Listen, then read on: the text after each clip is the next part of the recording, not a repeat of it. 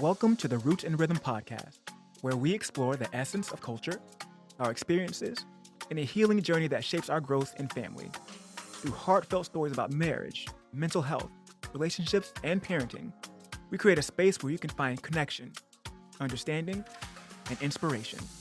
Join us as we explore the rhythms of life, one story at a time. What's up, everybody? Yeah.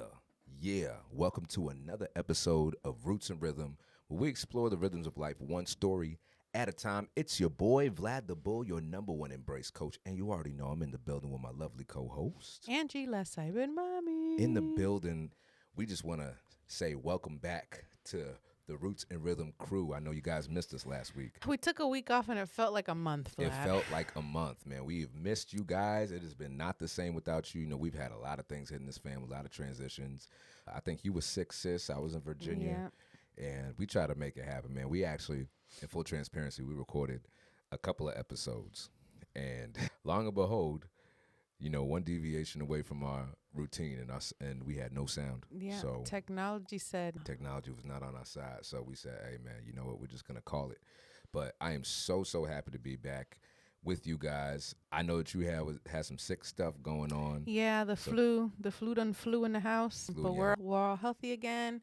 Wallace came back, took care of us, then left us again. So he'll be back later on in the week. So it's me and the girls, and today's picture day. So the girls are looking cute with their hair done. Hey, I'm excited to see these pictures, to see how many I'm ordering. So prepare your life for new pictures. Prepare your life for new pictures. Now, I think Lito had one picture day, and that is right there. Then we see that over there. My man always keeps a vigil, a watch. He's vigilant in this room when he's not in the house smashing stuff. So we went to Virginia for a friend's wedding, and it was a really good time.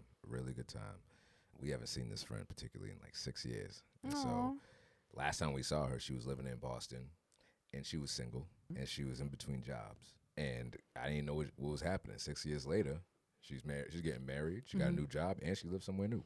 I'm like, you know, our friends are winning. I love life that. be lifing. Yeah, so it was a great time, man. Her family's from Ireland, and so, you know, I got to meet her mom finally and her sisters. It was just really good time. Different type of wedding, though. You know, there was no DJ. DJ, no dancing. It was on a lawn somewhere. There was music, but there was no DJ. A lot of conversations, like games and stuff. Yeah, actually, there were lawn games. And you know what, actually, because we had a COVID wedding, and we just had it in our house, in our condo. We went to the church, did the thing, had the limo, came back, cut the cake, did the pictures, and that was it. But if we were to do it all over again, I wouldn't do no grandiose wedding. I'd prefer to have it like that with a DJ. But I don't really know about lawn games. I'm not one for cornhole. I ain't one for outside. You're a lot of bugs. You would have been bugging. Yeah, I don't do bugs and outside. You don't do bugs and outside. So you never have an outdoor wedding? Never. My wedding was very much inside in the central air. Inside in the central Yes, air. I need air. I don't want bugs. I don't want my feet touching the grass. I don't want the elements. So you telling me you've never rooted yourself before? You know what rooting is? No, I've never dug my feet in the dirt. Yeah, that's what feel that is. The elements. You never did that before? Nope. Damn. I only did it once since we moved here, and it felt wrong and I felt violated. But that was my upbringing. Not. No, and granted, when I was little, I was outside. I was climbing trees. I was in the dirt, and then I feel like that transition. I went through puberty and that change, and I was like, never again. Why would I go outside? So it's kind of like the menopause without the menopause. Yeah, exactly. Yeah. No thanks. Right. Well, you know, our trip to D.C., if you would have come, you might not have liked the actual being outside part, but it was actually pretty good. We got into some wares there, and we had a great time, and which actually somewhat inspired our conversation today. And like I said, we had 2 episodes that we had already recorded, but I think God had other plans for us. Yeah, we weren't supposed to talk about them things. We weren't supposed to be talking about them things, right? So check this out. Today, episode is all about faith, family, and the D word, drugs. Oh. Ooh. I don't know what D word, where it was going, Vlad. Yeah, I don't know what the D, not, I was like, the D word. No, we're not doing that. Nah, faith, family, the and other drugs. D word. So something that's been a topic of conversation in my group chat that your husband's a part of, and our immediate friends group, our village is a part of, is we were talking about the recent push for Massachusetts to legalize psilocybin. Now, psilocybin, if you don't know, is a chemical compound that is found in mushrooms. You heard people doing mushrooms. You think of shroom heads walking around, walking on Earth and doing crazy stuff. It would be Massachusetts trying to legalize that. Yeah, well, you know, other states have, right? And we can get in that in a little bit. But the reason why I started getting interested in this is Julie and I watched this documentary about psilocybin. It's on Netflix. I'm going to find the name for it here. But it changed the way that I saw drugs, things that are classified and scheduled as drugs. And these are things that are naturally, organically occurring in nature, right? And so it really flipped all of my cultural upbringing and the values and upbringing that I had on its head. Whereas we used to look at drugs as an absolutely no-go, right? Whereas, bro, we take Advil when we have headaches and pains and all that. We take Tylenol. These are all drugs. They're all scheduled. They're just scheduled in different ways, right? And so it's the government controls and tells us what drugs are okay and what drugs aren't.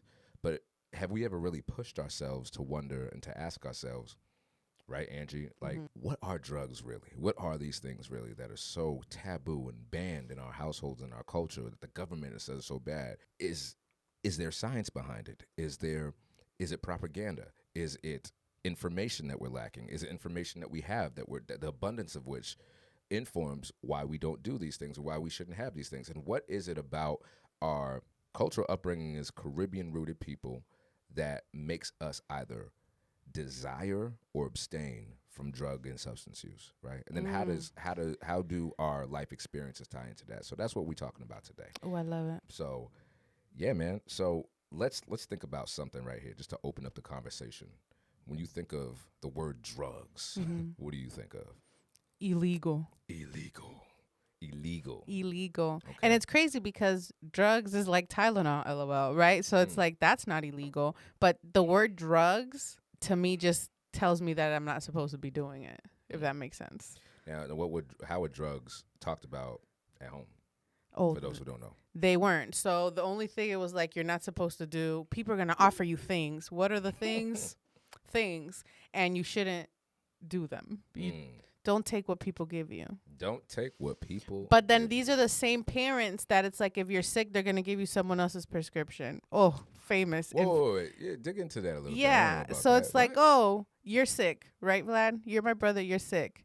Now I am showing kind of the same symptoms. My mom would just give me your medicine. Well, but is this over-the-counter medicine? No. Or is this like, I have a prescription for Valium, and I'm giving you some Valium because you... Yeah, but what's Valium for? A Valium's for pain. Okay, That's so probably, yeah. Like surgery. Yeah. Probably. Oh, wow. Yeah. Damn. Or maybe not. All right, we're not talking about giving kids Valium, but... Yeah, right, yeah. Just like, oh, you had a sinus infection, the doctor gave you a steroid. Oh, you kind of have the same thing. Here you go. Did that ever backfire? Not to my knowledge, thankfully. Damn. But again, it was never like things for like super strong stuff, I guess. Or thank God it never backfired. You know. So you said the house rules. We talking about house rules. Oh yeah. So it's like, oh, kids at school might offer you like cigarettes or drugs. Don't do them. And then DARE was a big thing when I was in school. DARE, I remember DARE. I had a DARE hat and a DARE shirt. Right. So it's like, DARE, don't do drugs, right? Say no to drugs, say no to drugs. But then in that same drug conversation, they'd be like, oh, don't smoke cigarettes. So my dad's been smoking cigarettes since he was like 12. So we'd go to him crying like, Papi, you're going to die. Don't smoke cigarettes. And then his thing, I've been smoking since I was 12 years old, blah, blah, blah. I ain't dead yet, la, la, la. But yeah, none of my siblings ever smoked cigarettes. None of your siblings ever smoked cigarettes? Okay. The 6 of us. Okay. Have either of you, we're going to get into personal experiences in a bit, but have either of your siblings ever experimented? Oh, yeah, for sure. Okay. Not me, though. I'm scared of everything. So you took that to heart when your mom said, don't do it. I did. But then I'd be that person's like the one day that I do experiment, I'd be in the hospital. Then they got to call my mom. Then my mom would be over there freaking out, crying, and it'd be all my fault. But I think that's why. But I also think it's because I'm the oldest. I'm like, well, I have to set a good example. Shit didn't work. Oh, but it didn't work? It didn't work, no. Not the being an example part. Don't do that to yourself, girl. I think you're a phenomenal example. Oh, well, thank you, but not in the drug department. So when we talk about house rules and drugs in our upbringing, what and obviously you're Cuban and Dominican, right? My family's from Haiti. What were the cultural attitudes towards drugs and substance use? And we're gonna, for the purposes of this, tie in things like gambling, alcohol as well. Oh, yeah. So alcohol, like my parents would have wine at night, like a sangria, but we never had like alcohol liquor at home. It was always sangria or wine. So I never had none of that rum. No, Dominican no. rum. What about no. cortado? Or not cortado. I'm thinking about this. Oh, topping. coquito. That's that's Yo, the Puerto don't Rican drink rum. cabbage. Well, no, ponche. Ponche is what Dominicans drink at Christmas time. But yeah, around Christmas time. But we never had it. Like we'd have it if we went somewhere. But my parents never had it at home. So your parents never made it, yeah. No, they never made it. And then it's funny because we grew up around a lot of Mexicans, and like our Mexican friends' parents and stuff were friends with like my parents because those were the only friends that were allowed to come to our house if like my parents knew their parents, like they worked together and stuff. So one of our friends' dads would ask my dad, like, you got 6 kids. I know you drinking beer. And my dad was like, no, I don't drink beer. Yeah, because I guess he'd drink a lot of beers to, like, I don't know, calm himself down from having all these kids. And my dad was like, no, I don't drink. My dad used to smoke, though. Yeah. Yeah, cigarettes. Yeah. But he never drank. Like, he was never, like, that person that liked alcohol. Neither am I. So it was just funny because he's like, I know you're drinking beer. And my dad was like, no, I don't drink. I actually don't like beer. When I was a kid, sure. I mean kid, I mean like 18, 19. Yeah. And not like as a child. That's interesting. Yeah, so my parents are pretty much the same. My mom and my dad, they didn't drink. They didn't smoke. They didn't do any of that. They were as clean as you can get. My father would tell me these stories of how he'd have work meetings or like work events, Christmas parties, and he'd go there and they'd offer him a glass of wine, or they had wine and they were serving there, and he'd have a glass, and he's like, my head was spinning. He made it sound like he was on a roller coaster and he was on a hardcore trip. And then as I became an adult, my dad, you had a glass of wine. But that's how seldom that they drank. Yeah, they didn't drink. My mom would sneak a cigarette here and there. Like, she's like, oh, I don't smoke. But then you'd catch her outside smoking, like, a random cigarette. I don't think they ever did anything besides cigarettes, to my knowledge. Well, outside of not telling you not to do it, what was the reason? Was there a reason given to you? Like, don't do drugs because of what? Oh, it's just bad for you. It's just bad for you. And same thing with cigarettes. My dad would be like, oh, you shouldn't smoke. But then it's like he's smoking. I'm very surprised that none of us picked up smoking because, again, he never smoked in the house, but he'd always smoke, like, outside. Like, he'd go outside smoking cigarettes. He'd go somewhere and smoke, but never, I don't know. It's odd to me that none of us picked that up. So, interestingly enough, my parents didn't have any issues with addiction, but my uncle Yu, he for some period of my life, he grew up on the other side of our house. In that other apartment. Because remember, we had 4 family apartments. We talked about in the financial episode. They were in apartment 192, or 194, I should say. Or, no. One was 192, 194? Separated by 2. We were 94. We were 192. So they were 190. My bad. So anyway, I only heard stories. I never seen him. I think I've seen him smoke a cigarette once or twice. But, you know, my man apparently back in the day loved to throw down some drinks. And to the point where the family considered him an alcoholic. He would just drink and smoke and drink and smoke and drink and smoke. And one day, he was drinking and smoking, and blood started streaming out of his nose, and his blood pressure was like in the high 2s. It was crazy. Like, he should have been dead. And the way my parents told the story, it's like, yeah, because he was drinking and smoking so much that he almost died, almost killed him. But I think what actually caused his blood pressure to go up and the bleeding, the hemorrhaging to be so bad was because my man used to pop Advil. Oh, like, my. As we all know, Advil's a blood thinner. He used to be popping Advil like M&Ms. And so when you drink and take Tylenol, right, you're thinning your blood. They're all blood thinners, right? So you're just going to bleed and bleed. So anyway, he hasn't had a drink since. So as far as I know. Right. Oh, my goodness. So, so not in my immediate family, but we had a nephew, rest in peace, Ty. He passed away from a fentanyl overdose. But it was laced, I don't know what drug he was buying, but it was laced with fentanyl, and it like killed him automatically. So it was like an accidental suicide, or what do they call it? The drug overdose. Yeah, drug overdose. Yeah. But yeah, so that was in 2016. So I think nowadays it's like, don't buy drugs off the street because you don't know what it can have.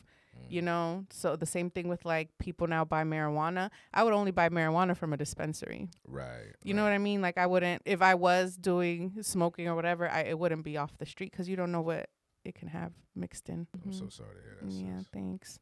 Yeah, it's been almost 10 years now. I'm sure that if you had attitudes, or your family had attitudes about drug use before that, I'm sure they changed or Oh, doubled for down sure. since For then. sure. For sure. Yeah. It was just very sad. And like, again, just not a phone call that you expect to receive. But yeah. So that would be my takeaway. It's like, if you're going to do drugs, buy from a reputable source. Or reputable? Reputable. A reputable Esau's coming out. But yes, from a source that you know they're going to test it, do it right. Do it right. Shit, do it regulated. right. So in case you guys don't realize, buy fentanyl from a trusted source. No, don't do that. Don't do that. No. Jesus And that's Christ, the thing. man. It's like, who would think that them trying to get their high is going to be laced with something else, you know? And it brings to the point when people wage war on drugs or, categorize drug use as demonic or just evil. We also need to look at the reason why people use drugs, especially in a way that amounts to an addiction. We're talking about what's beyond recreational use. And that typically, obviously I've talked about my porn addiction on this podcast. It's in my book. It's not something I shy away from. And it's not really seen the same light oftentimes in conversation as alcohol or narcotic or a substance. But the root of every addiction is behavioral. And those behavioral addictions, regardless of what we use, is rooted somewhere in there being either a imbalance of chemicals in your brain, and that could be because of genetics, that could be because of trauma. They all need to be treated. And so your addiction problem is likely a trauma problem. Yeah. And, it's sad that we demonize people, like your late nephew. I'm sure people have demonized people like him who have died trying to chase their high, realizing maybe what he was going through. For sure. And I think that was another issue that he had. So he used to smoke a lot of weed, and no one liked it that he was smoking so much. But then he's like, well, then you have other people that drink a lot, but no one cares because they're functioning. So they're like, they drink all they want, go function, go work, but I'm smoking. So you're seeing it more often than someone that drinks a lot. And then like you said, you're demonizing me, but alcohol is just as bad. Anything in overuse is bad, you know? Right. So. And and it's so interesting how certain substances and certain behaviors, because they're linked to socially acceptable social norms, are seen differently. But to paint the picture, let's look at what America's drug story is, right? Just to get you up to speed, there's some important dates I want folks listening to be cognizant of. So in 1970, that's when the Controlled Substances Act was passed, right? And that created drug schedules. So the things that we know is Schedule 2, Schedule 3, 4, and 5 is 5 schedules of drugs. That's how we've come that today, right? In 1970. And that essentially was something that was a schedule created by the government to tell us what is accepted and what's not, what is illicit and what is medically acceptable, like aspirin, Tylenol, Valium, what's the stuff like Oxycontin, right? Those are scheduled. I forget where they fall, but marijuana was a Schedule 1 drug, in line with cocaine and heroin and all that. So that was 1970. 1971, Richard Nixon. I am not a crook. I had to do that. If one you didn't time. know who that was Nixon. I am not a crook. Okay. So Nixon declares the war on drugs. I was just watching a documentary called Grass is Green on Netflix. Highly recommend it. You should check it out. Oh, that was our Bluetooth back there. Anyway, so that really supercharged the drug enforcement. So when the war on drugs was created, right, Angie, that was the introduction in 1971 of the government actually creating laws enforceable on drugs. So the DEA was not a thing before then, right? Local law enforcement, they didn't really enforce laws on drugs. That wasn't the thing. But the war on drugs made it so that local and state level law enforcement could actually go into communities and enforce these drug laws. Now, I say that to say this. In 1986, right, the crack to powder cocaine sentencing disparity, that's what was happening then. And it was so crazy. It was a 100-to-1 ratio, right? Okay. Right now in 2010, the Fair Sentencing Act reduces it to 18-to-1. In 2018, the First Step Act made it the key parts retroactive. Some low-level cases, some still fell through the cracks. So the reason why we talk about that is that we know that the crack cocaine or the crack epidemic in the 80s resulted in the incarceration of many, many, many black and brown people, destroying a lot of families. Now, these communities were infused with those drugs, and therefore the enforcement was out of this world and still is to this day, right? Now, today, medical cannabis is legal in only 40 states, and the adult use legal is in 24 states, right? So, and that's as of literally a few months ago. So the DOJ proposed moving marijuana from a Schedule 1 to a Schedule 3 in 2024, which would be decriminalizing it, still not fully federal legalizing it, but like decriminalizing it. Okay.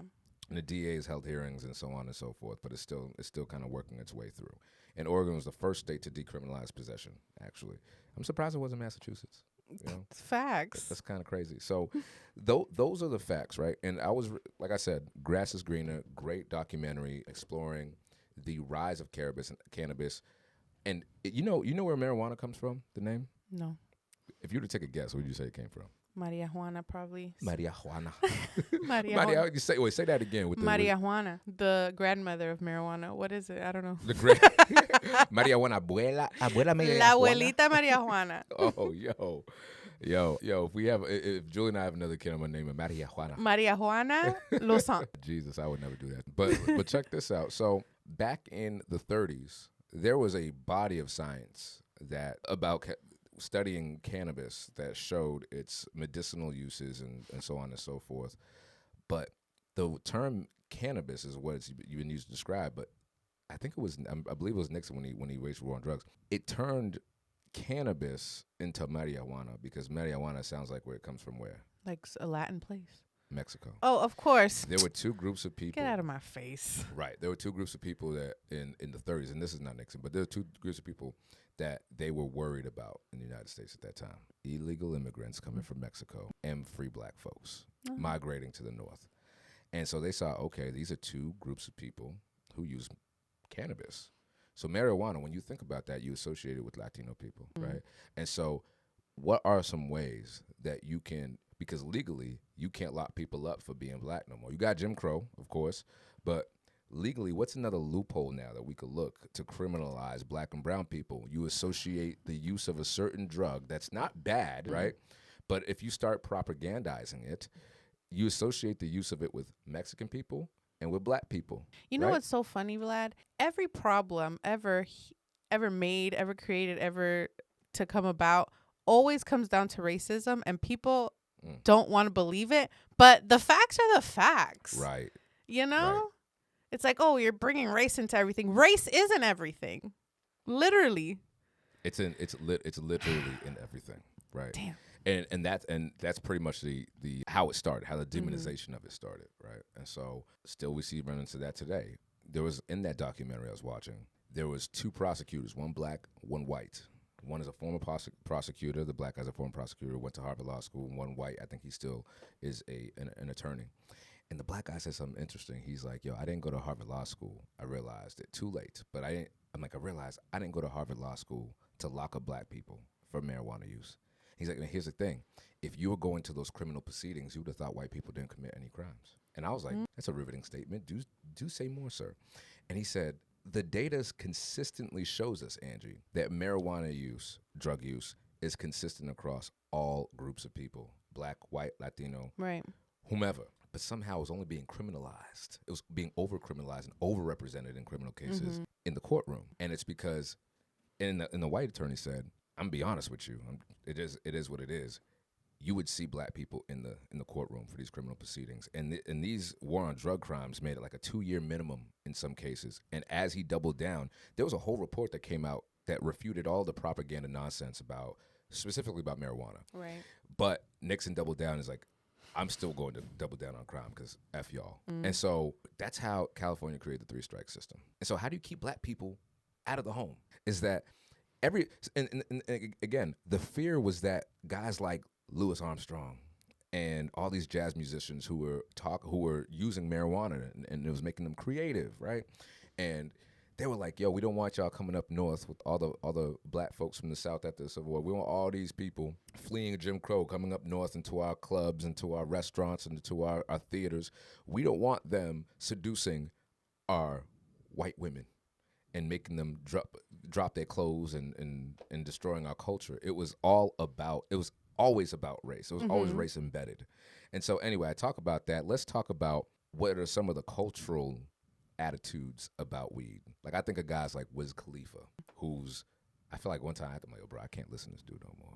And I'm like, why? I'm like, dude, every song is about weed. Every single song is about weed. I blow my will, smoke it. Yo, bro, do you do anything else in your day? But it's just so funny because I think like, okay, I don't really listen to his music to see what he has going on, but like Bob Marley was smoking and he, and people liked him Or was it just the time period that he was in versus like now? So it's interesting about that because Bob Marley, so Rastafari culture, that was something that the Rastafarians were outcasts for a long, long time in Jamaica. They were seen as rebels. They were seen as kind of social awkward, just put them over there type of people. Reggae is what popularized the Rastafari religion, right? And weed in herbal medicine was at the center of it. Now, I don't know about you, but my mom, when I talked to, my mom would tell me the truth. If you ask her the question, she'll tell you the truth, whether she realizes it's good or not. But so my great-grandfather, not my grandfather, but I think my great-grandfather was an herbalist, right? Mm-hmm. Which means that he had, my mom said there was a book of all of these. You have an ailment, you name it. You have a sickness, you name it. He had a list of all sorts of remedies, herbal remedies, just from things using from the earth, just from plants, healing, right? All sorts of remedies, all sorts of medicines, all based on stuff that was grown in the earth. And I don't know why that's such a crazy concept, but like, is that something that you've been exposed to in your family? Was anybody an herbalist? Like, they gotta, Yeah, very natural. My Dominican side is very natural. They'd rather use like teas, roots, plants, eating things versus like taking Tylenol or taking medicine, like over-the-counter meds. But they've never been like smokers either. Right. Like other plants for other medicinal purposes. But it's funny, no one in my family outside of like the younger generation is really into smoking like that. Plants or not. I think my dad and them are like the last smoking, like tobacco smokers. Right. And after that, it's like all done. Not even medicinal. Yeah, I would say nobody really smokes in my family. I have a couple of family members who smoke weed, and smoking weed was never a thing for me growing up. I remember when I was a kid, this is a funny story. So when we were kids, we were doing things that we weren't supposed to be doing. 19 and 20, we were going to clubs and everything. We go with our friends, brothers who were 21 years old, and we all could get into the club, but then they would buy drinks for us, right? Mm-hmm. And so one time we were in the VIP section because when you a kid, that's like you might as well have won the lottery if you were in VIP, so you can impress other broke people by having a couple more dollars in your pocket that night than others, right? But we go with all these dudes that would buy the VIP, they buy bottle service and they do all that. You know how much you be paying? I found out they dropped $2,000 on bottle service, and I'm like, Lord, thank God y'all didn't ask us to go in with you on that because that is ridiculous, even for that time. And so one time, somebody passes me a roach, like a blunt, and I just hear my mom's voice in my head, like, boy. What female boys like them? Oh my God, you are smoking. And so I went to go take a puff, and then I dropped it out of fear, like out of sheer, like my mom was in there with me, right? And then the dude, my friend, was like, "Yo, what are you doing, bro?" I just dropped. I'm like, I freaked out, right? And so opportunities came and went to smoke marijuana, but it was so demonized in my mind. And on top of that, I hate the smell of marijuana, not for nothing. So I was just always fearful of using it out of fear of violating my religious and household customs, not necessarily for anything I knew about cannabis. Yeah, I had friends in college that smoked cloves, and they used to smell so delicious. What, the cloves that you put in food? No, they were like cigarettes, but they weren't called cigarettes. They were cloves. That's what they were called. But they smelled like nice. They didn't smell like regular cigarettes. All right, okay. Did they have to roll these clove cigarettes themselves? No, they were already rolled. They're cigarettes?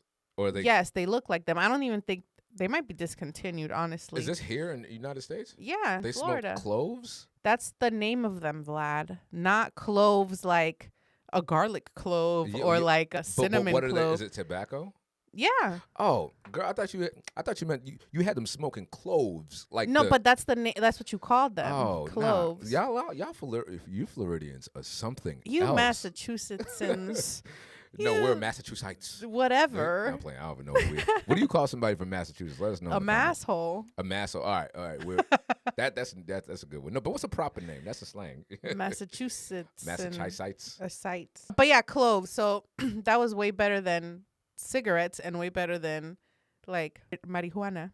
Are you thinking about like a Black and Mild? Is that what you're talking about? A Black and Mild is different than a clove, but yes. Okay. So Black and Mild also smelled nicer. It smells nice, right? Nicer than, yeah. I used to think people were so cool for smoking For Black and Miles. Yeah, and then I actually smoked one day. I'm like, this is gross. It probably, I mean, I've never smoked tobacco or whatever, but I'm sure that smoking it probably tastes the same as a regular cigarette. It's just whatever comes out that's like a nicer aroma. I went through a very brief phase where I was sampling cigarettes.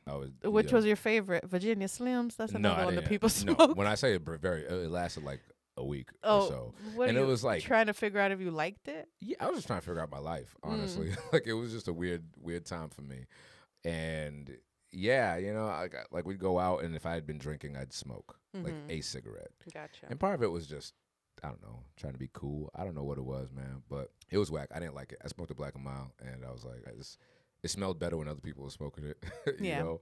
And after the first few times, like, I don't even know how much of a cigarette you smoke until you put it on the floor and step on it. I don't know anything about it. You know what I'm saying? So smoking culture has never been a thing for me. I'm not really into smoke. I'm still not into smoking. I don't smoke. There was a period of time where, we went to hookah bars and all that shit. But that shit's it's gross. And it hurts. Oh, does it? It hurts. Like your lungs? Yeah, well, smoking hookah, I think, is like 100 times. It's like smoking 100 cigarettes. Yeah, I never got into hookah either.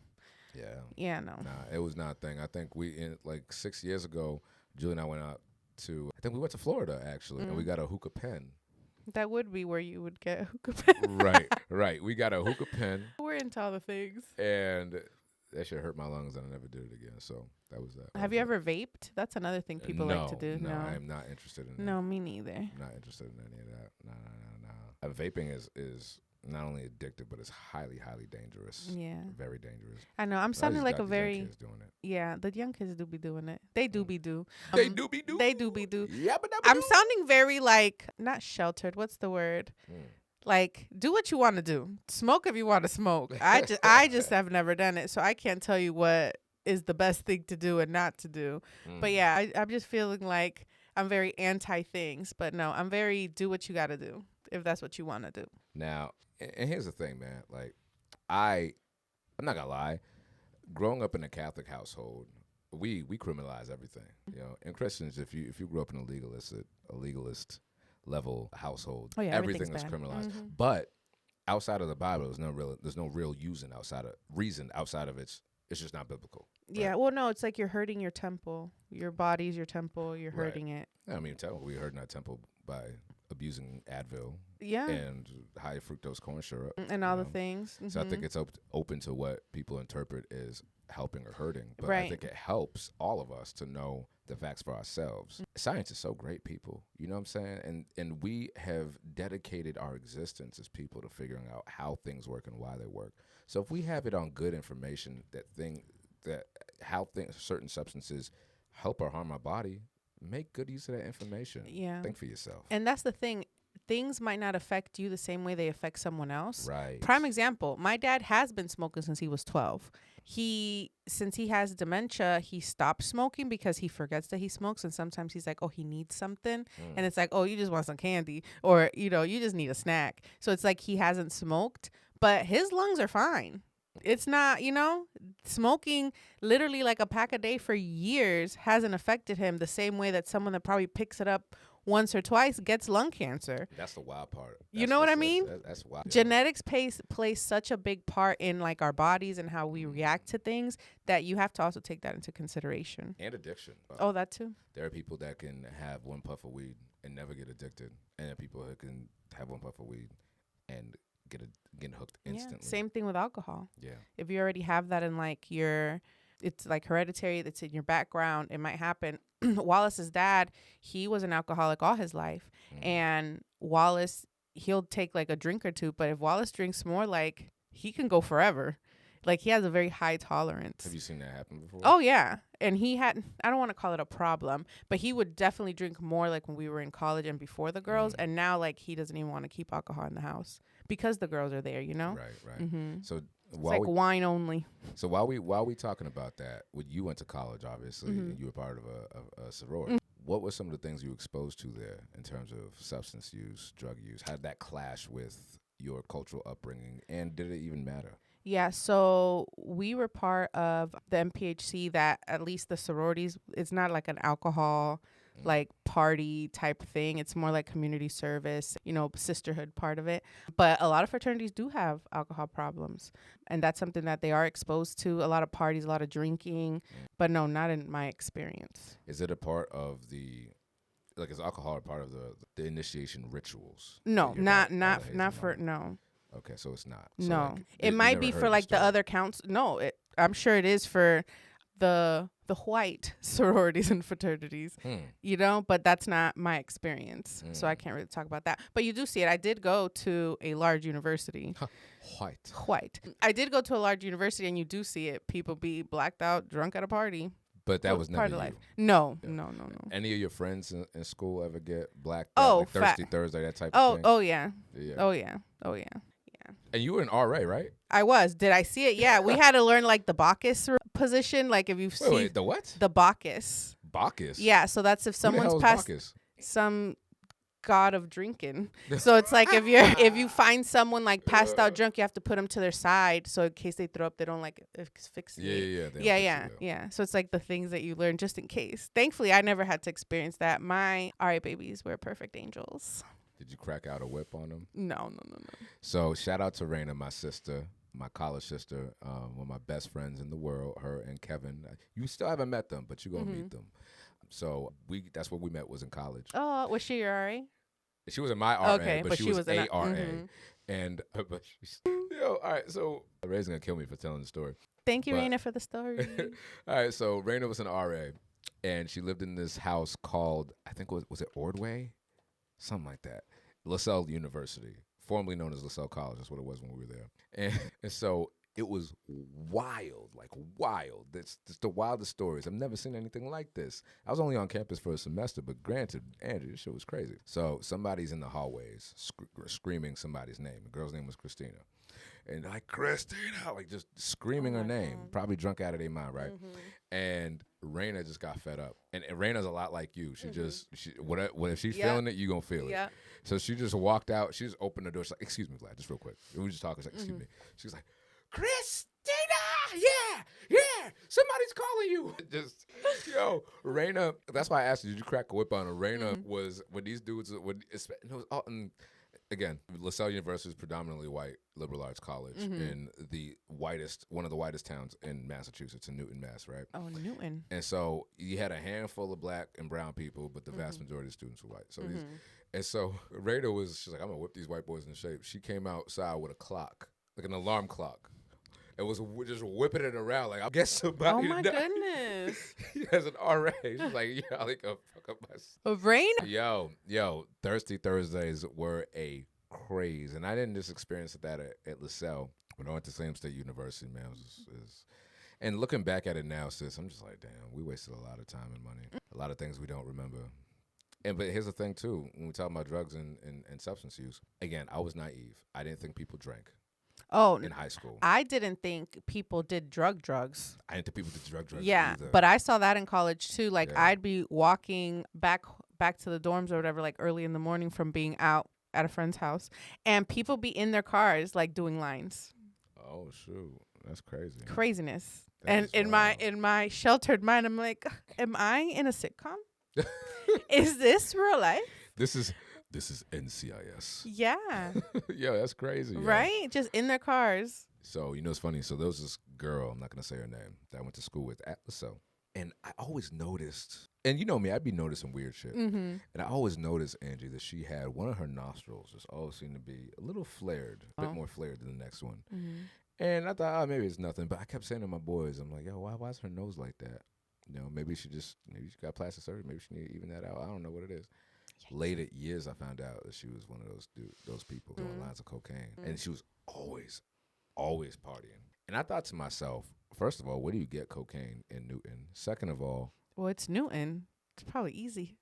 Again, from the streets, I don't know. Don't trust it. You know me now. I don't buy anything off the street. In Newton, Mass. But there are dope peddlers that they just push dope in these towns. Now these little suburbs, they don't have as many patrols. Right. And I know this because I was a cop. there are not as many patrols in the inner city as there are in rural and suburban communities. Like, we live in a rural community. We've lived there for over a year and a half. Angie, I've only seen a cop patrol here maybe 5 times, and if that, it was just like one time a night, and that's it. Yeah. Right. So I'm like, yeah, I don't know where y'all getting cocaine, but clearly ain't nobody hurting you over it, right? We did have one kid that got kicked out of school like within the first week because he was dealing dope.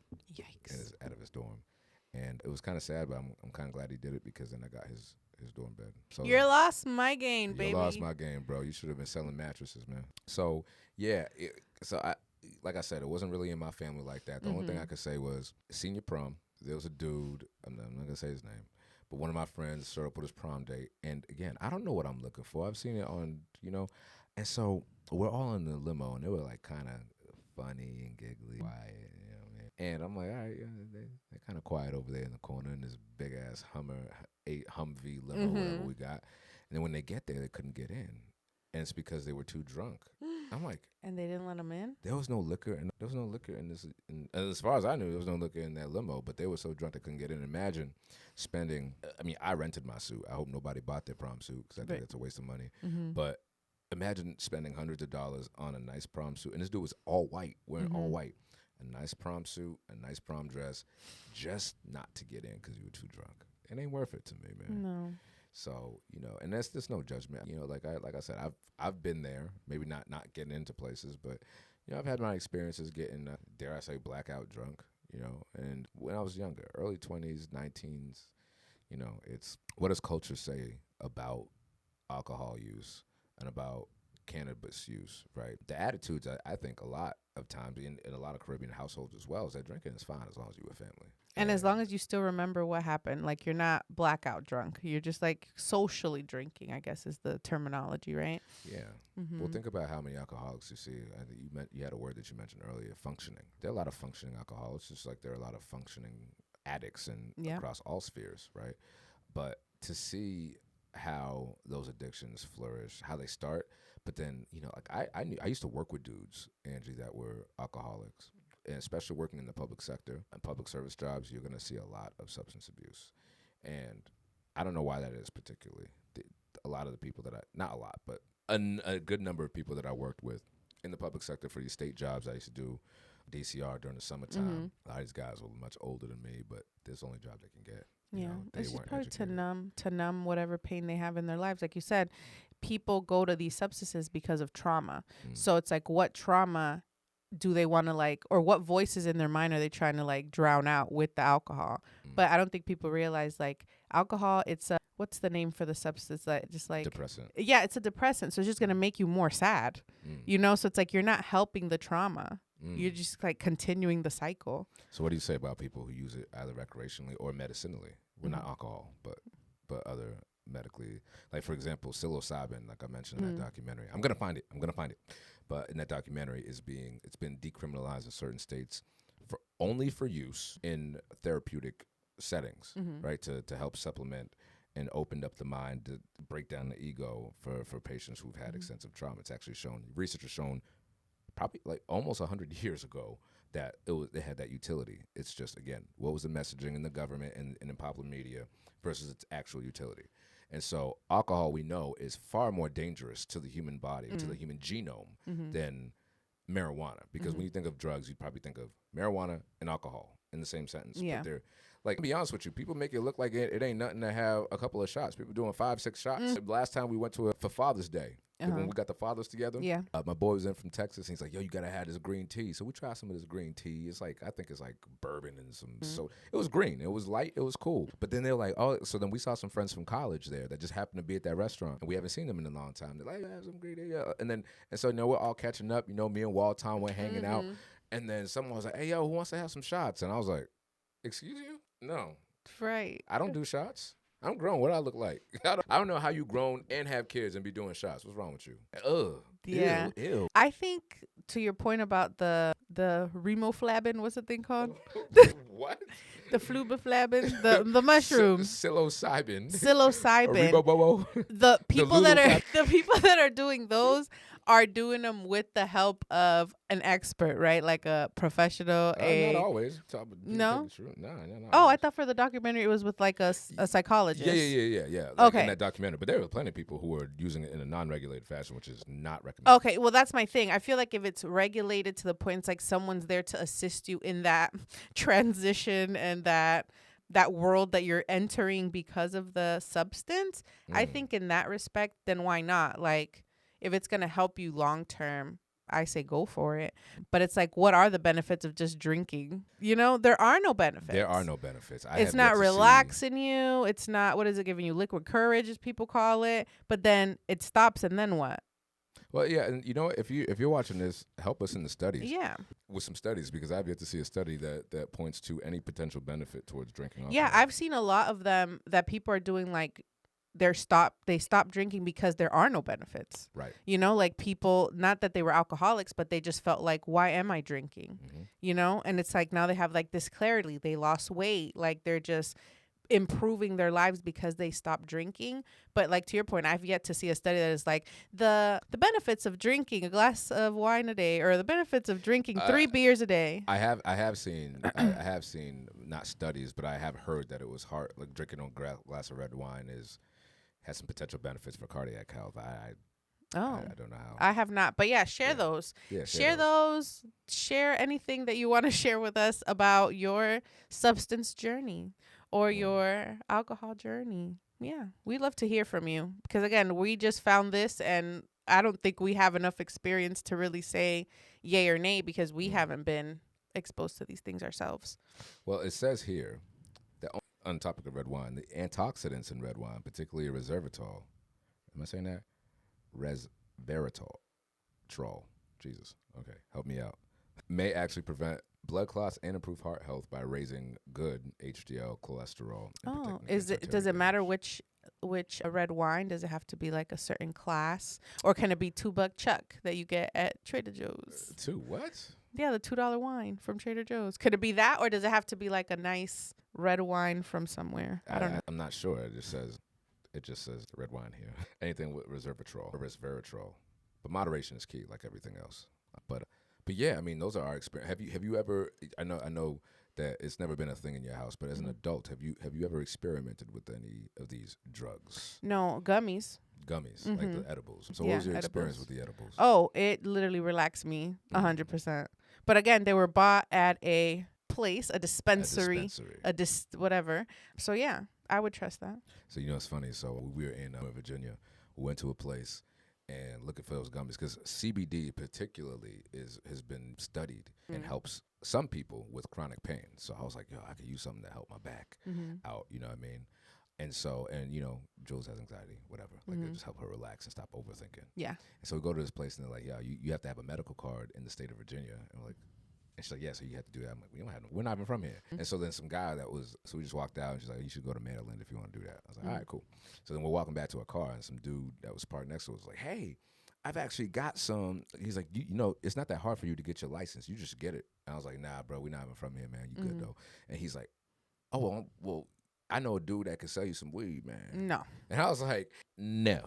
I'm like, and mind you, I think I had my state police hat on, so I'm kind of like, what did you just say? Right. Not that I have arrest powers, and even if I did, I definitely wouldn't be exercising them here. But yeah, I was like, nah, bro. Yeah, I ain't never make a dope sale and participate in a dope sale. I ain't about to do one today. But anyway, yeah. So it's funny. So like, I'm a person that loves. I really have a deep appreciation for science and literature, and we have these God-given gifts to study and to obtain knowledge and to create theories, hypotheses, and to investigate them and have trials and stuff. Like I just love that stuff. I just love learning how things work, and I'm a big fan of science. Maybe it's because I'm from Cambridge, and so sometimes for me not sometimes, as I got older, my religious inspired value system was constantly challenged by my thirst for knowledge and understanding. Yeah. And, you know, I was like, you know what? There is, seeing that documentary about psilocybin, watching this documentary about it, I'm like, I don't like the smell of weed, and I possibly never will. But I do like the benefits that it proposes, right? Oh, like same. you said you had it and it made you super calm. And so in this documentary, Grass is Greener, you see these guys talking about how like guys like Louis Armstrong, jazz musicians, Cab Calloway talked about marijuana and their music. And people who worked with them would tell you how it was on set. On set, you show up to a studio, somebody got a joint, and the creative process just flows, and then beautiful music happens afterwards. I'm like, that sounds cool, but I don't think I want to do that. But here's the crazy part, Angie. I got this at the direction of this guy at the dispensary. I got this gummy. It was like a mango gummy that was like equal parts CBD and THC. Mm-hmm. Now we had a really bad experience going to. Oh, I was gonna blame you Floridians, but it's not y'all. Y'all get a pass for this. It was Louisiana. We went there for a honeymoon, man. Mm-hmm. And some dude gave us some, like, it was like sour bunch worms that we bought there. Mm-hmm. He's like, yeah. And before we saw those, he's like, yeah, I'd recommend this one, man. We use this to wean people off of heroin. I was like, I'm going to pass on that. I'm going to take a pass on that one once you show us whatever it is. Anyway, long story short, not regulated. I think the thing said 800 THC on it in the bag. I didn't know what that meant at that time, but it was crazy. And that's it. But the most gummy I've ever taken, I think, is 25. I think that's all you're supposed to take. Mm-hmm. You know what I'm saying? So, yeah. So anyway, we buy some from her, we buy some from me, and we're not going anywhere, right? We're in our hotel room. So that again, I'm not saying that this is something that you should try and exhaust. You should not be taking anything and going anywhere. And Angie, it was the most horrifyingly beautiful thing that I've ever experienced. Now, when I say that is because at first, I was bugging out of my brain. I felt like when it kicked, and I felt relaxed and calm. Yeah. And that's a great you're feeling. Floating. Yeah, I'm floating. Mm-hmm. But Angie, my spine was on fire, yo. Like, that's the part I wanted to relax. Yeah, like, I took this shit so I could relax it. Yo, my spine was burning, not like in pain, but just burning. Oh my god! And I could feel it like in my bones, and my bones are all on fire. I'm like, oh my god! I took this gummy. They told me it was good. I'm finna die in Virginia. Now I came all the way to Virginia just to die. I'm gonna be a permanent paraplegic. And I started Googling. I'm like, is this an allergic reaction? Can you have an allergic reaction? Mm-hmm. Am I gonna die? Can you die? Crazy shit. But then when that subsided, okay, I could just like feel. I'll tell you, I didn't feel any pain in my body. Oh, good. No pain, and it almost felt. I was like, oh, it felt good, and I felt like I was floating. But there was so much artwork and art. And art, like everything was just because I go to sleep. I'm like, I was like, I need to sleep. Let me put my classical music in, and the music, I could see it, and it was so beautiful. Have you watched Alice in Wonderland? Yeah, it was like yeah, that. Yeah. But not in a super trippy sort of way, just like a beautiful, relaxing sort of way. And I felt super creative. Like I felt like I could just stroke my hand, and I'm starting to understand what people were saying in that documentary that I'm going to find the name of before this episode is over about psilocybin.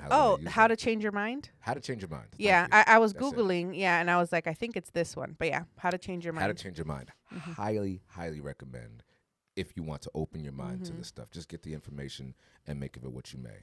But you now can understand when in that the interviewees, the patients that they were using the psilocybin with, these are people who had, and again, this is for people who had breakthrough symptoms with antidepressants that were not working, other clinical interventions that were not working, other modalities for therapy that were not working, and they said, okay, let's try some psilocybin-assisted therapy.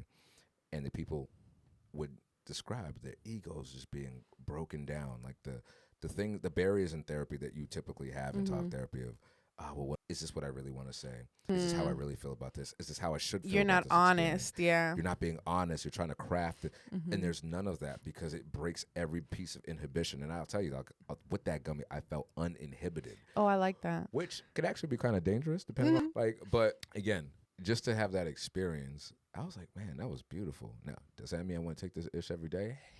Hell no. No, but I can see the benefits of that, especially like you said, you're in therapy and like your guard is down. So it's like you're not overthinking. You're not like, I'm going to win therapy. It's like, how do you win therapy? I'm going to win therapy. Yeah, it's like, I'm going to win. I'm going to be the best patient. But it's like now you're curating to what you think your therapist wants to hear versus like what's really going on, you know? So I can see the benefits of being on that, with the assistance of your therapist to like, just kind of like be honest, bring down that wall that's keeping you from like being able to share what you really want to share, you know? So I don't know. I'm going to take a look at this How to Change Your Mind documentary. I would not sponsored, but yeah, I should take a look. But yeah, I would highly recommend that if this subject matter interests you. How to Change Your Mind and Grass is Greener. Grass is Greener. Especially if you want some information on the historical context of cannabis particularly. But you're starting to see a rise of that in popular culture now, right? I don't know if you're on Facebook often, but now I think I saw it once and then I clicked on it for more info, and I didn't actually read the website, but then now I'm seeing it all the time in my algorithm. I'm seeing there being a rise of these cannabis-infused drinks, and many more people, specifically in this country now, are abandoning alcohol in droves. Oh, just banning that's alcohol great. altogether. But you know what? We had a parents' night with Tag Team. Shout out Tag Team. Tag and Team. Wallace had one of those cannabis-infused drinks. Oh, he did? And he really liked it. It was like peach flavored. But yeah, he really liked it. You know, Snoop said something in this Grass is Greener documentary, and I thought it was a hilarious thing. He's like, man, check this out, nephew. I do a terrible Snoop. But he's like, you could put 100 people who don't like each other in a room and have one bottle of alcohol, somebody's going to wind up dead. He's like, I guarantee you put 100 people in the room and you put some weed smoke in the air, everybody's going to be taking selfies and hugging on each other. He's like, don't nobody want to get up and fight when they smoke. Everyone just wants to chill and be happy and eat. And eats. All right. But yeah, it's just, it's riveting. And the reason why I bring this up is because here's an example, right? Like, remember we talked about tattoos and earrings and piercings and how that was taboo in our culture, and it was biblically based, even though there was no. Again, I recommend this, and I hope my son doesn't listen to this in 20 years. Actually, I hope you do. Son. Oh my goodness! I love you. Expand your mind, and some things you're just gonna have to realize for yourself to realize, oh, maybe my parents, maybe they weren't wrong. Maybe they were right for themselves. This was right for them to believe. But I don't actually have to subscribe and do exactly as I'm told. I have to. Our job as parents is to give our children what we know. They abide by our rules. We give them cultural value. We give them value systems that we think are going to help them out in life. And later in life, when they become parents or adults, they're going to be responsible for their own. So that brings us to our next question. What are we telling our kids about this? We know what our parents have told us about drugs. Don't do them. Drinking. Don't do it. What are we telling our kids? What is the messaging that we're going to have when that time comes to have with our children? Ooh, I'm not looking forward to it, Vlad, but I'm going to do, I think, a combo. I'm going to say don't do it, but explain the why. You know, don't do it because X. And if you do feel like you want to do it, at least come to me so I can tell you where to go, because I don't want them buying stuff off the street. Right. That's like the scariest part of all this, Vlad, you know? That would just suck. So it's like, okay, if you do want to try it, first of all, let's follow the law. What does the law say? You have to be at least 18, 21, I don't even know, for cannabis is what I'm talking about. 21, I believe. Right. So it's like, okay, well, you have to be this age. And when you get to be that age, where are you buying it from? A place that it's regulated. It's not going to be laced with anything that can kill you. And we have that example of, look what happened to your cousin that you never got to meet. You know what I mean? So it's like, that I think that's just the scariest part. And it's like having those open conversations, because I don't want, what happens is people are hiding it, and this is what happens when you're trying to hide stuff. So it's like, be open, and I hope that we have that relationship where they could just come to me and be like, I'm really thinking about this, like, help me out, or what should I do, you know? And that's really all we can hope for, right, with our kids, is that if they are experiencing something, pressure, whether there's pressure behind it or not, that they could come to us. Right. And that's not something I felt like I could do with my parents. Definitely. At all. I would say my father, if I was exploring drugs or anything like that, or even sex in high school, I felt like my dad would have been somebody I could have talked to, because of my dad would have a neutral reaction. I didn't talk to him about sex. We never talked about sex. Yeah. As a matter of fact, my father, he found condom wrappers in my room when I was living with him. He found condom wrappers in my room, and he was upset about it. Yeah. And I don't know if he was upset that I was sexually active, or if he was upset that I was hiding it from him. Or that you used a condom. Vladimir, how could you not go raw dog? Oh, I could have been a grandpa right now, Vladimir. Yeah, no, I don't think my daddy would have been very happy, man. But yeah, so, you know, I love that you have that in mind, because straight prohibition has never worked. It did not work in this country. It did not work for alcohol. It did not work for weed. It did not work for anything. Yeah. Okay. And kids are going to be kids. They're going to be, like, that's the whole point. You raise your kids to be curious. Like, you don't want them to be, like, in this box of not thinking for themselves. And what happens when you think for yourself? You have questions. And it's like, where are they going to go? Would you rather them come to you so at least you can give them the answer that you want them to have? Right. Or to their friends that they don't know shit either? So it's like the blind leading the blind out here. The high leading the high. Right. The drunk Come leading the drunk. So it's like, I want to have like that open relationship where they're like, you know what? My parents aren't going to be upset about this. Like, they'd rather me come to them. Yeah. And I think as parents too, we have to like control our reactions. Because it's like, mommy, I'm really thinking about like, smoking weed. What the fuck you think about smoking? Like, be for real. Who's going to want to come to you after that reaction? You know? Oh, hell no, not in my house. Oh, okay, not in your house. I'm finna go to Susie's house. Go do it over there. We know we can get it in at Susie's That's house. what I'm saying. Her mom is cool. Right. So it's like, relax. Like, Relax. take a deep breath. And easier said than done. I'm over here talking shit like, that's what you got to do until it happens. And I'm going to be the one out here popping caps because my daughter wants to smoke weed, you know? But it's like... swinging alarm clocks. Right. But those are the things that I think about, like, okay, take a deep breath. Okay. Because even now, like, their questions are, like, so minimal. And it's like, oh, Alana likes to be sneaky and do stuff. But and eventually... Don't I know it. We learned that the hard way. Right. I'm sorry. Did we ever tell them that story? I don't know. All right. Yeah, Alana. Yeah, long story short, Alana is my niece, not by blood, but by whatever. Yeah. By destiny. And, you know, we put the kids to bed upstairs, Lito sleeping in his room, Alana and her sister sleeping in the room across, and then we just hear some walking. At like 3 a.m. But sneaky walking. So it's like loud, but not trying to be loud with little feet. And And so check this out, right? I go downstairs and I'm looking I'm like, either we have a kid awake or there's a giant rat in here somewhere. And I see Alana crouched right in the playroom next to the rocker we have. And I whisper to her, I'm like, what are you doing?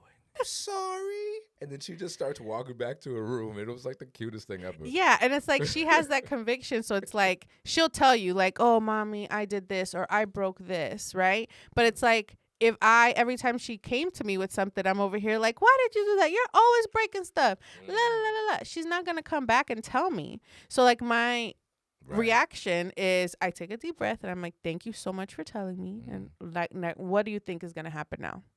And she'll either create her own punishment or like try to figure out how we can fix it, you know? I like that so you know, much. She's only 5. Like, what do I expect from her, right? But it's like when they're little and you have big reactions to the little things, they're not going to come to you with the big things. Yeah.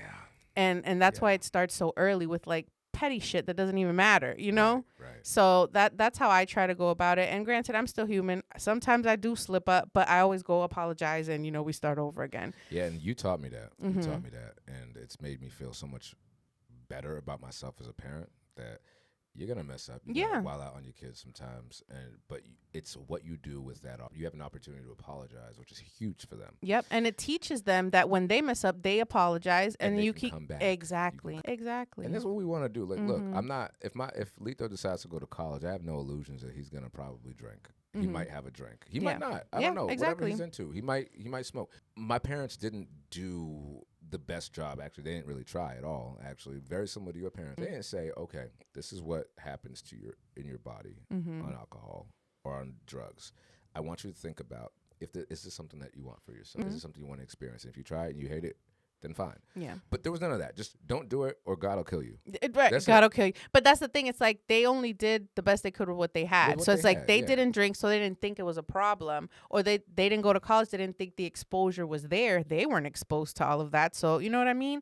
But it's like if they had like the resources or people telling them or people that did go to college, like, hey, your daughter's going to college. This happened to me in college. Da, da, da. But they didn't have that either. You know, and we do. So. You know what's interesting is that I feel like Caribbean parents only share stuff with you decades later. That would have been so decades ago when I asked. Oh, yeah. I think my grandmother was an alcoholic. My mom's mom. Wow. Yeah, and I didn't know that. And maybe that's why she didn't drink. Maybe. So I guess before she found Jesus, she was known in the neighborhood to, like, if you cross my grandmother, she will come after you drunk. Like, come after you. And when she was alive, I think I've seen it. I think Manischewitz is always, or Manischewitz, I think is a great Jewish wine. Okay. Is on deck at every Haitian household. Don't matter if it's a happy or sad occasion, you got that. And it's like 18% alcohol. It's like whack. But yeah, so I'm like, that would have been really helpful to know. And, you know, addiction runs in my family in several places. I've had family members that have struggled with substance use in ways like whatever it is, whether structure, substance, or behavioral. But what I want my son to know is that, okay, this is what runs in your family. And so you have to know if you want to experiment where you get and you want to experiment with this is what it may lead to if you are not careful, if there's something that you're not addressing, and then you're using this as an opportunity to escape. Escapism isn't healthy, right? So I want Lito to when he's able to, because let's face it. Right now, I'm changing his diapers and bringing him to school. One day he's gonna be bringing himself to school. He's gonna be cleaning up his own messes. Yep. I don't want the voice, because we are the voice of conscience in our children. I don't want his voice to be fear. Yep. I don't want his voice to be shame. I don't want my voice in his head to be, you're unacceptable. This is unacceptable. Right?